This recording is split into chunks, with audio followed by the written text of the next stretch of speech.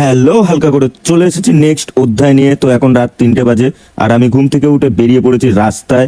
আর এখানে দেখতে পাচ্ছ ডাঙ্কার দল, তো মানে সেই লেভেলের মজা হচ্ছে। আর এখান দিয়ে যাব আমি এখন তন্ময়দার কাছে, মানে আমার গাড়ির মালিকের কাছে। কিন্তু এত ভিড়ভাট্টা দেখে আমার তো দমপম আটকে গেছে, আমি সাইডে দাঁড়িয়ে রয়েছি। তো ভিড়টা কমেছে, তারপর আবার দেন বেরিয়ে গেছি। এত ভিড়ের মধ্যে মাথা ঘুরিয়ে ভুল রাস্তায় চলে গেছি, তার জন্য দেখা করার প্ল্যানটা ক্যান্সেল করে চলে এলাম ডিম টোস্ট খেতে। কারণ ভোর 3টে বাজে আর ঘুম দিয়ে উঠেই দেখবে খিদে পায়। হালকা করে খেয়ে গাড়িতে গিয়ে ঘুমিয়ে সকালবেলা উঠে গেছি। এখন গাড়ির আশেপাশে তো মানে এত লোকজন ধারণার বাইরে। তো হালকা করে রাস্তায় বেরিয়ে গেছি আর এতটা পরিমাণে গরম গাইজ, ধারণার বাইরে। রাস্তা দিয়ে মনে হচ্ছে লাভা উঠছে।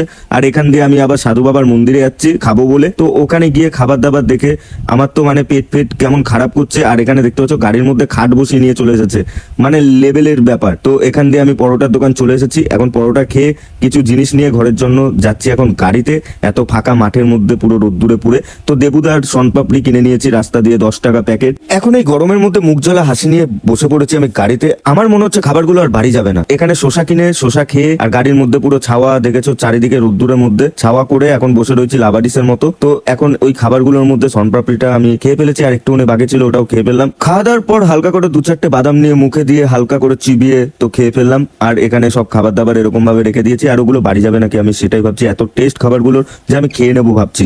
তারপর গরম সহ্য না করতে পেরে চলে এলাম গাড়ির চাকার নিচে। তো আজকে গাড়ির চাকা পাল হয়ে যাবো নাকি সেটাই ভাবছি।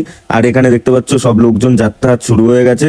আর এখন আমার পার্টি কখন যাবে সেটাই ভাবতে ভাবতে এখন বসে রয়েছি। আর ওখানে বসে থাকতে থাকতে এত জোর মাথা যন্ত্রণা চলে এসেছে ধারণার বাইরে। মাথা যন্ত্রণায় টিকতে পারছি না, কিন্তু আমার গাড়ি তো চালাতেই হবে।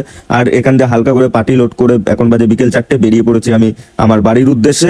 আর এখান দিয়ে দেখতে পাচ্ছ আমার ভাই পাশে যে শুয়ে রয়েছে, তো সেও ড্রাইভার, সে এসেছিল ঘুরতে, তাকেও আমি বাড়ি নিয়ে যাচ্ছি। আর কথা বলতে বলতে চলে এসেছি এয়ারপোর্টে 1 নম্বরে, জাম ঠেলতে ঠেলতে বাড়ি চলে এসেছি। আর এখন এই পুচকুদের সঙ্গে খেলা মজা করতে করতে এখন যাচ্ছি ঘরের দিকে। আর আজকের জন্য এই ভিডিওটা এখানেই ইতি করছি।